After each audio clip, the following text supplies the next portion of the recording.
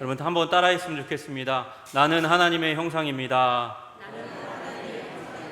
나는 하나님의 형상입니다. 나는 열방의 복입니다. 나는 열방의 복입니다. 아멘. 이 사실을 믿으시기를 주님의 이름으로 축복합니다. 우리 지난 2주 동안 창세기 말씀 통해서 우리가 하나님의 형상이라는 사실을 말씀드렸습니다. 우리는 신격적인 존재, 하나님 닮은 존재, 그리고 하나님께서 이 땅을 다스리도록 그렇게 부르신 존재, 왕적인 존재라고 말씀을 드렸습니다. 그리고 우리는 남자와 여자 그 둘이 하나로 되어 있을 때 하나님께서 기뻐하신 것처럼 공동체, 우리는 공동체로 모여서 함께 서로를 축복하고 격려하고 힘을 북돋아가면서 하나님의 영광으로 더욱더 아름답게 이 세상을 다스리고 통치할 수 있다는 말씀들을 드렸습니다. 저는 오늘 우리가 어떤 존재인가 라는 그 부분을 성경 가운데 답을 얻어 여러분에게 우리는 열방의 복이라는 주제를 가지고 말씀드리려고 합니다. 여러분, 너는 복이 될지라 말씀하신 그 하나님의 음성 가운데서 여러분 열방을 위한, 민족을 위한 하나님의 복이 되시는 귀한 시간 되시기를 주님의 이름으로 축복합니다. 여러분, 우리 그리스도인들이 왜 내가 복이라는 사실을 잘 믿지 못할까요? 왜 내가 복이라는 사실을 그렇게 각인하고 살지 못하는 걸까요? 여러분, 그 이유는 두 가지쯤 있다고 생각합니다. 첫째는요, 하나님이 복을 주시는 것, 하나님이 복을 주셔서 우리가 되려고 하는 그 상태가 얼마나 위대하고 아름다운 것인지 첫째로 잘 몰라서, 그리고 두 번째는 그 복이 되는 상황, 세상이 얼마나 더럽고 악한 곳인지를 우리가 정말 잘 모르기 때문이라는 사실을 우리 생각하게 됩니다. 여러분, 윌리엄 캐리라는 한 분을 통해서 여러분에게 좀 말씀드리려고 합니다. 윌리엄 캐리라는 분이 다 아시다시피 근대 선교의 아버지라고 불리우는 분입니다. 우리 개신교 선교는 이분을 통해서 운동이 되었어요. 그래서 열방과 민족 가운데 나아가는 일이 힘차게 불일 듯 일어나게 되었습니다. 이분이 이 인도 사회 가운데서 굉장히 기여하신 일이 많아요. 루스 망갈레디라는 분, 루스 그리고 비샬 망갈레디 부부인데 이분이 책을 하나 썼습니다. 윌리엄 캐리와 성경의 문명개혁 능력이라는 책을 썼는데 그분의 이 책의 첫 챕터가 저는 읽을 때 굉장히 큰 감동이 왔어요. 이 책의 첫 부분을 이분이 아주 각색을 잘했습니다. 인도에서 한 퀴즈 대회가 일어났을 때 윌리엄 캐리가 누구냐 이렇게 물으면 그 대학교의 학생들이 뭐라고 대답할까, 그 부분을 가지고 이제 첫 장을 쭉 썼는데, 여러분 제가 한번 한 10페이지 정도 되는 내용이거든요. 굉장히 길어요. 근데 짧게 한번 말씀드려 볼게요. 한 사람이 손을 들고 얘기합니다. 윌리엄 캐리는 식물학자였습니다. 히말라야 기슭의 정글에 사는 그런 인도에만 있는 식물들을 발견해서 학계에 보고한 식물학자였다는 거예요. 그리고 영국산 데이지를 인도에 들여와서 그리고 심었고, 인도에서 이제 자생하는 꽃들, 그것으로 책을 만들었습니다. 플로라 인디카라는 책을 처음으로 만들어서 이 모든 피조물이 주님을 찬양한다, 모든 피조물은 하나님께서 만드셨다, 이것을 고백하게 하도록 하는 그 책을 처음으로 만들었다는 거예요. 또 우리 이 윌리엄 캐리는 기계공학과 학생이 얘기하는 겁니다. 윌리엄 캐리는 처음으로 증기기관을 인도에 소개한 영국 사람입니다. 그는 증기기관을 복제하도록 인도의 제철공들을 격려하고 그리고 물질을 공급해서 그래서 인도 국산 증기기관을 만드는데 굉장히 큰 기여를 했습니다. 그렇게 얘기하죠. 또 경제학 전공의 학생이 손을 들고 얘기합니다. 윌리엄 캐리는 선교사였음에도 불구하고 인도에 이 금융업의 기초를 놓은 분이 윌리엄 캐리입니다. 인도의 저축은행 개념을 도입하면서 사회 전반에 퍼져 있던 사회학, 뭐가 있을까요? 고리대금업을 철폐하는 일을 힘있게 전개한 사람이 바로 윌리엄 캐리였다는 것입니다. 또 윌리엄 캐리는 환자들, 특별히 나환자들의 복지를 이렇게 회복하는 일에 힘썼던 사람이라는 거예요. 나환자 치료를 위한 인도적인 캠페인을 이끈 첫 번째 사람이 윌리엄 캐리였습니다. 그 전까지만 해도 나환자들을 어떻게 대했냐면 생매장, 그냥 산채로 묻어버리거나 생화장, 살아있는데 불을 붙여서 죽이는 일 가운데 인도 사회가 너무도 쉽게 접근하고 나아갔는데 윌리엄 캐리로 말미암아 이 일이 근절되는 일이 일어난 거예요. 여러분, 그리고 문명 사회가 되려면 중요한 부분이 바로 인쇄 기술입니다. 그래서 인도의 인쇄 기술의 아버지가 바로 윌리엄 캐리라는 겁니다. 근대적인 인쇄 출판 과학을 인도에 가져왔고, 가장 큰 인쇄소를 인도의 가장 큰 인쇄소를 그가 세웠습니다.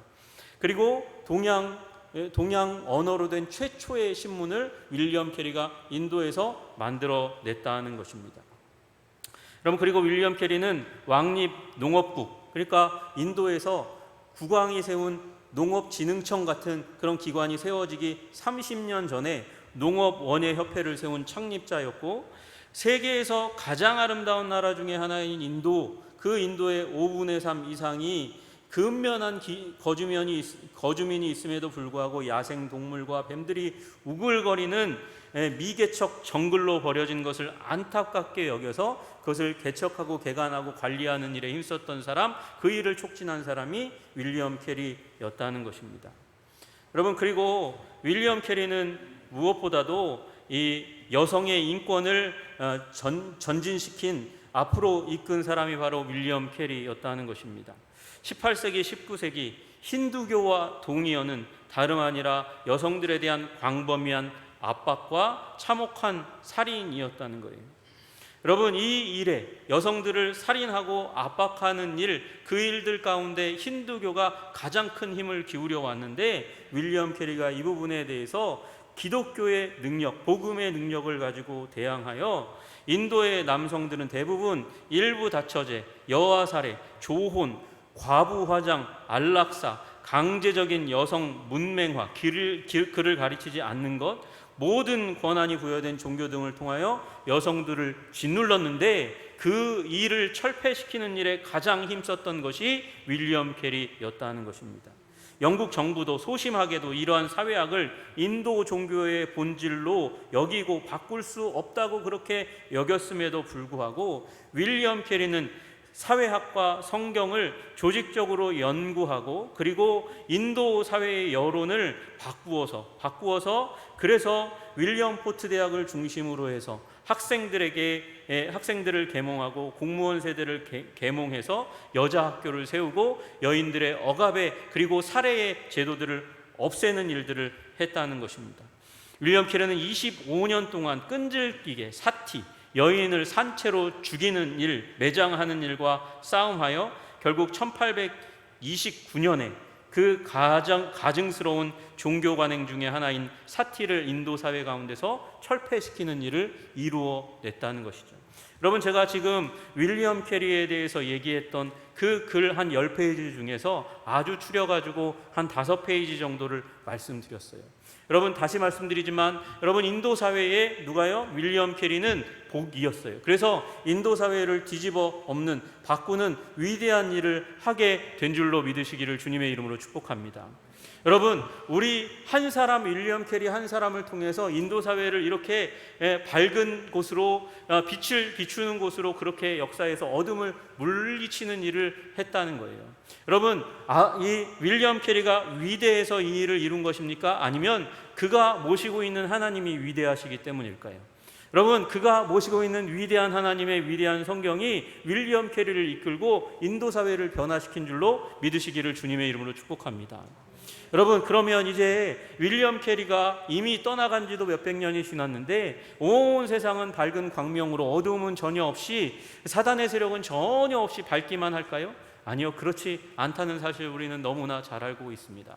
여러분, 그러나 여러분과 제가 모시고 있는 하나님을 모시고 여러분과 제가 이 땅에 복이 되기로 결정하면 세상이 변화되는 은총이 임하게 될 줄로 믿으시기를 주님의 이름으로 축복합니다. 여러분, 이 땅은 어둠으로 가득 차 있는 땅이었어요.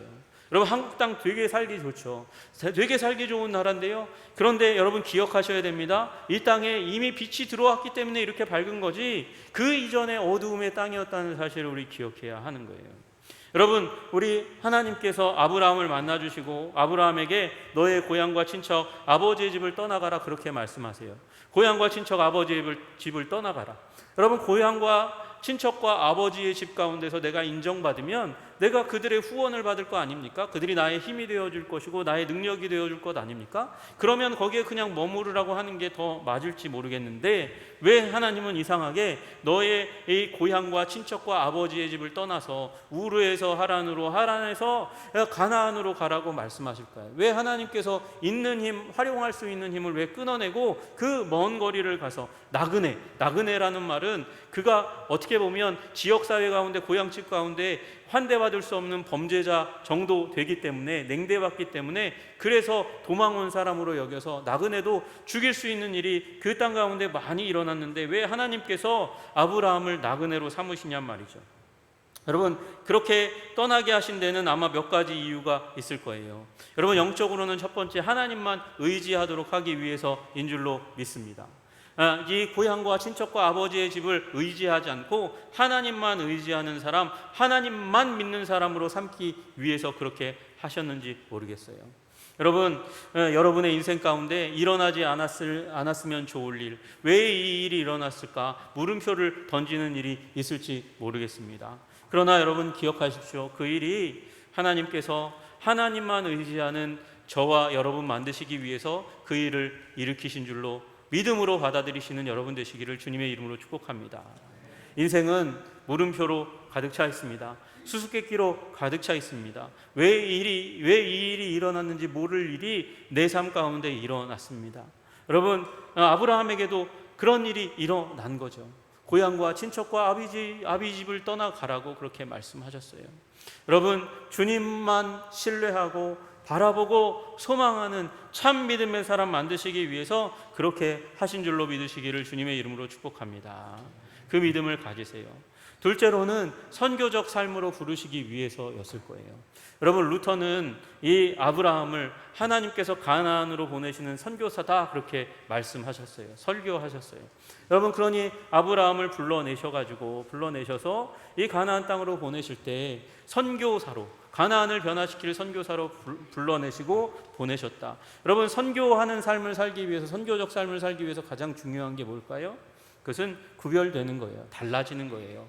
여러분, 그래서 일부러 달라지도록 나그네 삼아서 이방인, 자기가 원하지 않았던, 자기가 잘 알지 못한 땅 가운데 이방인으로 보내셔서 완전히 구별된 삶을 살게 하셨을지 모르겠습니다.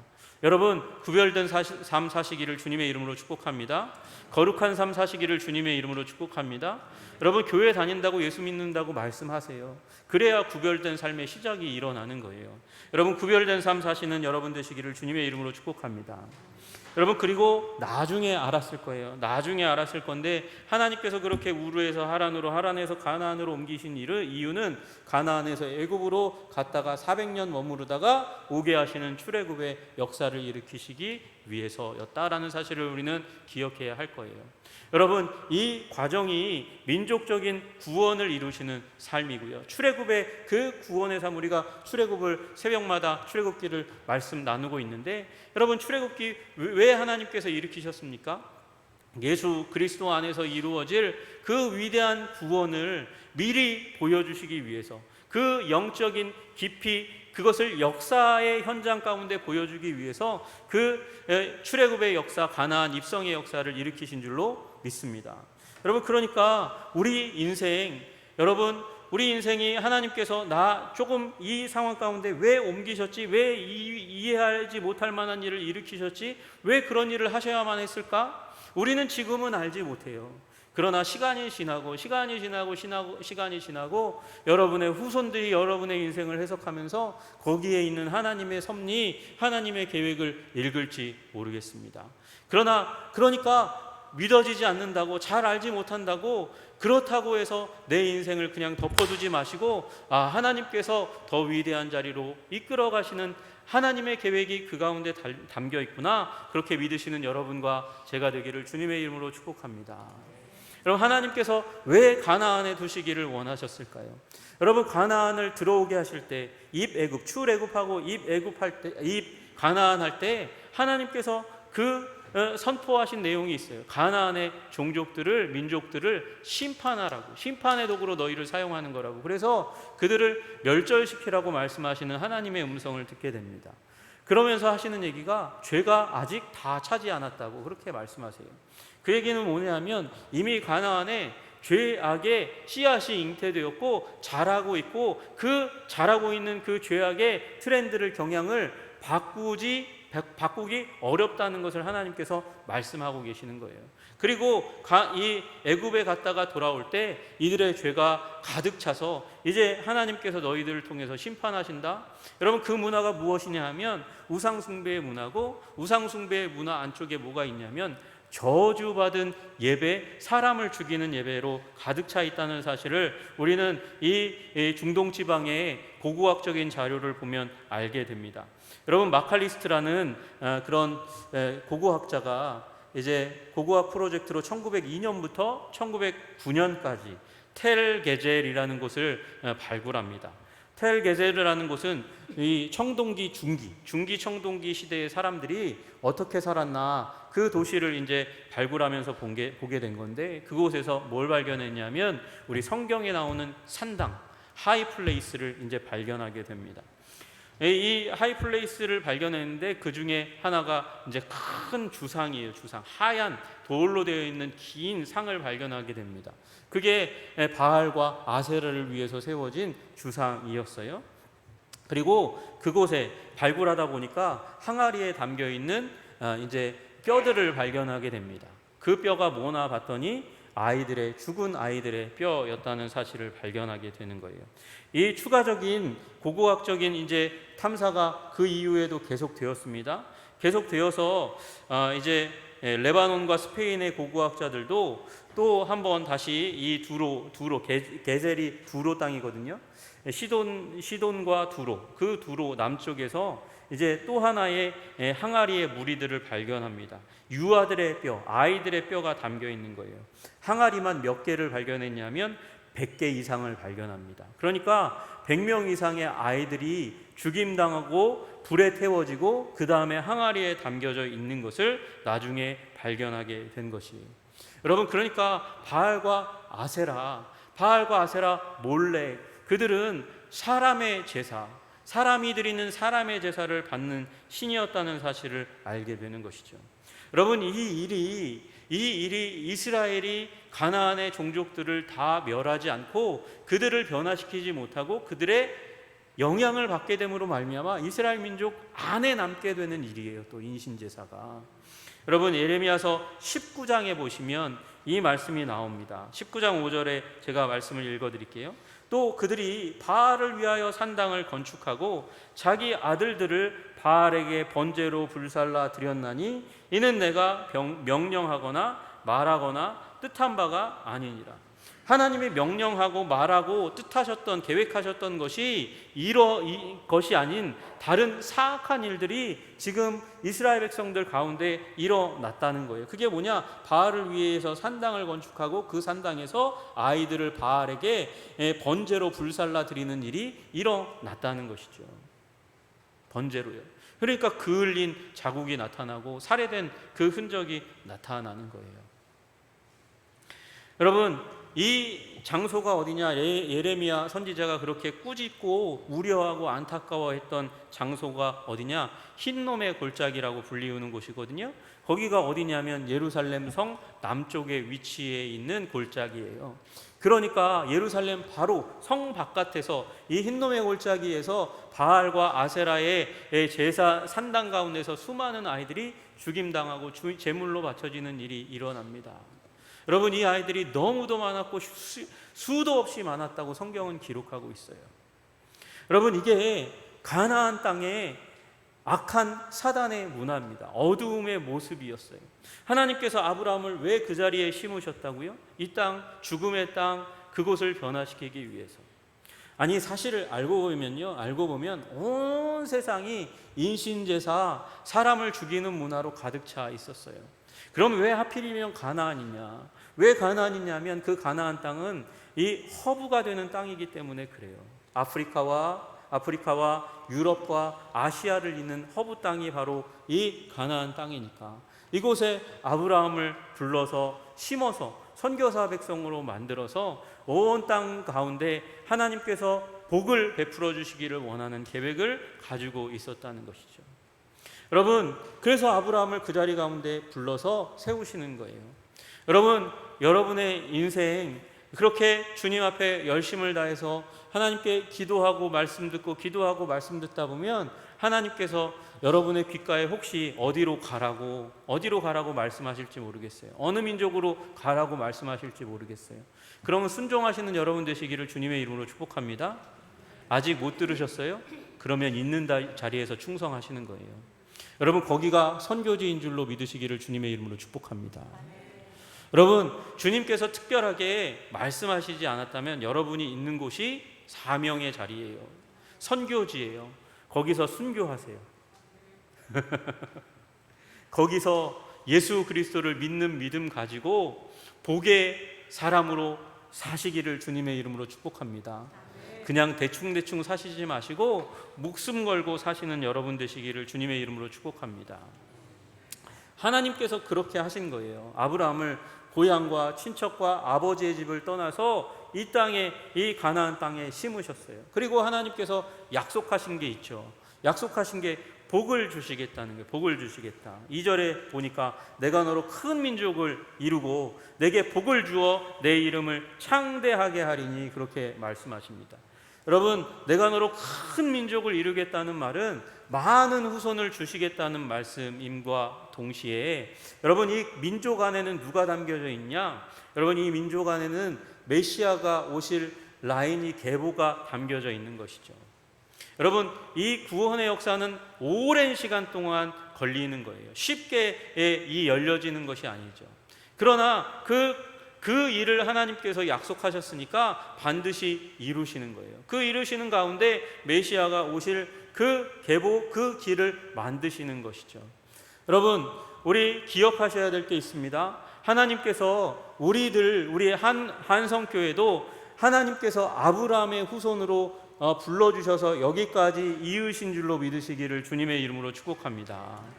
여러분, 누가 아브라함의 후손입니까? 아브라함의 육적 자손이 아브라함의 후손입니까? 예수님은 그렇게 말씀하시지 않으세요. 속으로 아브라함이 우리 조상이라고 생각하지 말라. 내가 너희에게 이르노니 하나님이 능히 이 돌들로도 아브라함의 자손이 되게 하시리라. 그렇게 말씀하셨어요. 또 갈라디아서에서 바울이 얘기합니다. 너희가 그리스도의 것이면 곧 아브라함의 자손이요 약속대로 유업을 이을 자니라. 여러분이 그리스도의 사람입니까? 예수 그리스도를 구주요 주님으로 믿으셨습니까? 그러면 곧 아브라함의 자손이래요. 아브라함에게 하셨던 이 약속을 우리가 유업으로 상속해서 받는 자들이 바로 우리 예수 그리스도를 믿는 사람이라고 말씀하십니다. 여러분, 예수 그리스도 안에서 아브라함에게 주신 하나님의 복을 받아 누리시는 여러분 되시기를 주님의 이름으로 축복합니다. 여러분, 이 복은 그 후손에게 큰 민족을 이루기까지 오랜 동안 부어주실 복이에요. 역사의 흐를 복이라는 것이죠. 여러분, 그리고 그 복은 광범위한 복이에요. 넓게 퍼져나갈 거예요. 온 지면으로 흘러 넘쳐갈 거예요. 왜요? 그걸 어디서 볼 수 있을까요? 내 이름이 창대하게 되겠다고 말씀하시는 거예요. 네 이름이 유명하게 되겠다고 말씀하시는 거예요. 아브라함이라고 얘기하면 사람들이 그 아브라함이라고 기억하고 알게 될 만큼 유명한 이름이 되게 하겠다고 말씀하세요. 여러분, 세계에서 가장 유명한 이름 가운데 하나가 아브라함이라는 사실을 믿으시기를 주님의 이름으로 축복합니다. 유대인의 믿음의 조상 아브라함, 기독교인, 우리 개신교인의 믿음의 조상 아브라함, 카톨릭의 믿음의 조상도 아브라함으로 거슬러 올라가요. 여러분, 그러니까 전 세계의 3분의 2 이상이 아브라함의 이름을 알고 있는 거예요. 여러분, 하나님은 약속하신 대로 아브라함을 유명한 이름으로 만드신 줄로 믿으시기를 주님의 이름으로 축복합니다. 그러면 유대교도 아브라함 믿고 무슬림도 아브라함 믿고 우리도 믿고 그러면 그들도 구원받나요? 여러분, 마지막 시대에 하나님께서 물이 바다 덮음같이 여호와의 영광을 인정하게 하시는 위대한 일을 일으키셔서 무슬림도 예수님께 돌아오게 하시는, 구원의 이름이 하나밖에 없으니까 예수님께 돌아오게 하는 일들이 일어나게 될 줄로 믿습니다. 여러분, 지금 이미 유대인 가운데서도 메시아닉 주 운동, 예수님을 구주요 주님으로 따르는 유대인들이 일어나고 있다는 있다는 사실을 우리가 기억해야 합니다. 그래서 하나님께서는 이 일들을 이루어 가시고 최종 완성하실 거예요. 하나님께서 그 일을 위해서 아브라함의 이름을 창대하게 세상 모든 사람이 알 수 있도록 넓이를 넓게 하셨고, 그리고 역사 계속해서 면면이 지금까지 4,000년의 역사 가운데 주님께서 자손을 주시며, 자손 여러분도 아브라함의 자손이라는 기억하셔야 돼요. 잊어버리면 안 돼요. 그걸 잊어버리시면 안 돼요. 그 자손을 4,000년 동안 이어오신 줄로 믿으시기를 주님의 이름으로 축복합니다. 여러분, 그렇게 광범위하고 역사 내내 흐르도록 하나님께서 뭘 주신다? 복을 주신다. 복을 주신다.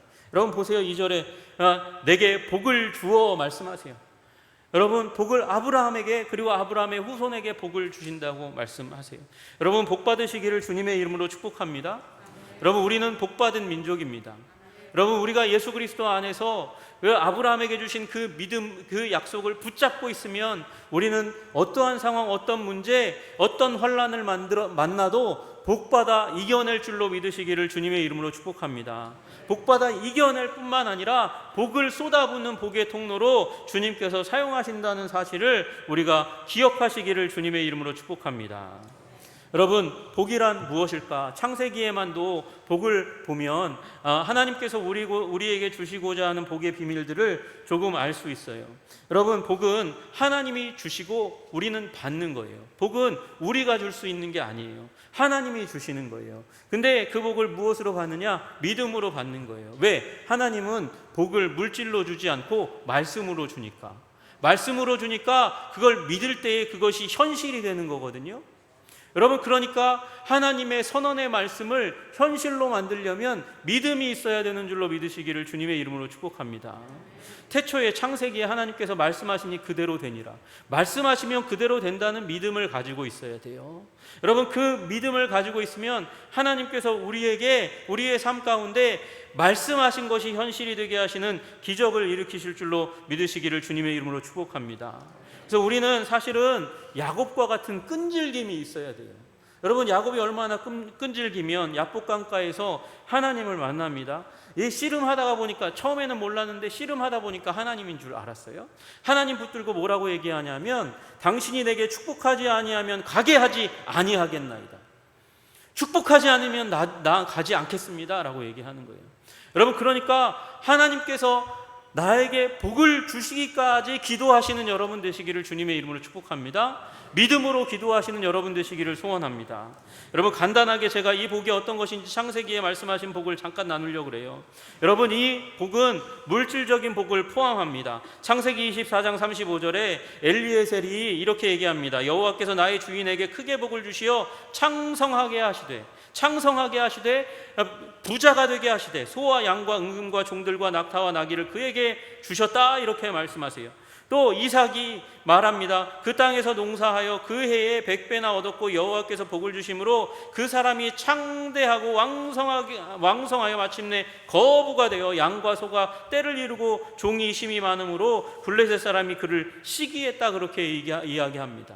여러분, 누구에게요? 이삭에게 복을 주셨더니 하나님께서 복을 주시니까 이삭이 쫓겨다니는 삶을 살았거든요. 쫓겨다니는 삶을 사는데도 불구하고 하나님께서 거부가 되게 하신 줄로 믿으시기를 주님의 이름으로 축복합니다. 여러분, 그런데 부자가 되는 것 이상이 하나님의 복이에요. 세상 사람들도 복 받는 사람 얼마나 많습니까? 여러분, 그 물질의 복 받는 사람 많습니까? 그러나 하나님이 주시는 복은 물질의 복 그 이상을 주시는 거예요. 물질 잘못 받았다가는 물질이 저주가 돼요. 여러분, 물질이 복이 되는 이유, 여러분, 없어도 복이 되고 있어도 복이 되는 이유가 있는데, 그건 하나님이 함께 하심으로 말미암아 진정한 복이 되는 줄로 믿으시기를 주님의 이름으로 축복합니다. 여러분, 하나님이 함께 하셔야 돼요. 여러분, 그 아브라함에게 아비멜렉이 어느 날 오게 됩니다. 그리고 얘기합니다. 그때 아비멜렉과 그 군대 장관 비골이 아브라함에게 말하여 이르되 내가 무슨 일을 하든지 하나님이 너와 함께 계시도다. 아브라함이 무슨 일을 하든지 하나님이 너와 함께 하시는 것을 내가 옆에서 관찰자로 너의 삶을 보았더니 결론 나리게 되었다. 너의 인생 가운데 누가 함께 하신다고요? 하나님이 함께 하신다고요. 하나님이 함께 하신다고요. 여러분, 요셉도 마찬가지라는 거 잘 아시잖아요. 여호와께서 요셉과 함께 하심으로 그가 형통한 자가 되어, 어디에서요? 그 보디발의 집에서 하나님께서 요셉과 함께 하시니까 형통하게 되는 일이 일어나게 됩니다. 감옥에 들어갔어요. 간수장은 그가 그의 손 요셉의 손에 맡긴 것을 무엇이든지 살펴보지 아니하였으니 이는 여호와께서 요셉과 함께 하심이라. 여러분, 하나님이 함께 하시는 인생 되시기를 주님의 이름으로 축복합니다. 여러분, 물질이 있다가도 하나님이 함께 하시지 않으면 다 날아가는 거예요. 그러나 없다가도 하나님과 함께하는 인생을 살아가면 하나님께서 채우시고 붙드시고 인도하시고 세우시는 줄로 믿으시기를 주님의 이름으로 축복합니다. 여러분, 이삭도 그렇게 이야기하죠. 그들이 이르되 여호와께서 너와 함께 계심을 우리가 분명히 보았으므로. 여러분, 이삭을 쫓아내고 핍박하던 사람들이 와서 얘기하는 거예요. 이삭, 너와 함께 계심을 우리가 분명히 보았으므로 우리의 사이 곧 우리와 너 사이에 맹세하여 너와 계약을 맺으리라. 우리 계약을 맺고 서로 싸우지 말자, 서로 침공하지 말자. 당신이 이 판 우물 함께 공유하고 서로 공존하는 삶을 찾아보자. 왜요? 쫓아냈는데 이삭은 가는 곳마다 물 근원을 찾아내고 부하게 되는 하나님의 은총을 받았으니까 이삭과 싸우다가는 우리가 망하게 되겠구나. 그래서 화해하자고 얘기하는 거예요. 여러분, 하나님과 함께 하심으로 말미암아 화해하시는 여러분, 화평의 관계 가운데 들어가시는 여러분, 이기는 여러분 되시기를 주님의 이름으로 축복합니다. 여러분을 핍박하던 자들도 마음이 돌아서서 여러분과 화평의 관계에 들어가고 서로 축복하고 축복받는 그 관계 가운데 들어가기를 소원합니다. 여러분은 복덩이에요. 복덩이.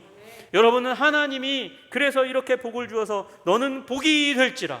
열방을 위한 복, 민족을 위한 복. 여러분, 열방과 민족 안에 뭐가 담겨져 있어요? 여러분의 가족이 담겨져 있어요. 가정을 위한 복, 친구를 위한 복, 그리고 여러분이 속해 있는 사회와 학교를 위한 복이 되는 줄로 믿으시기를 주님의 이름으로 축복합니다. 하나님께서 복을 삼으셔서 선교 하나님의 거룩하시고 온전하시고 사랑이 많으신 구원의 성품을 보여주기 위해서 여러분을 그 자리에 가져다가 심으신 줄로 믿으시기를 주님의 이름으로 축복합니다.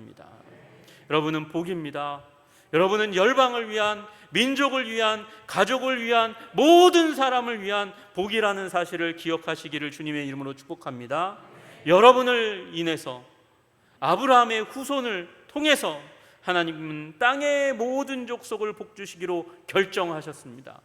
결심하셨습니다. 그리고 시행하시기를 원하십니다. 믿음을 가지시기를 주님의 이름으로 축복합니다. 아브라함에게 주신 복이 나의 삶을 통해서 이루어지기까지 기도하심으로 말미암아 여러분의 속한 모든 사람들이 아브라함에게 속한 그 복, 예수님 통해서 주신 그 완전한 복을 받아 누리게 하시는 기적의 역사가 일어나기를 기도합니다.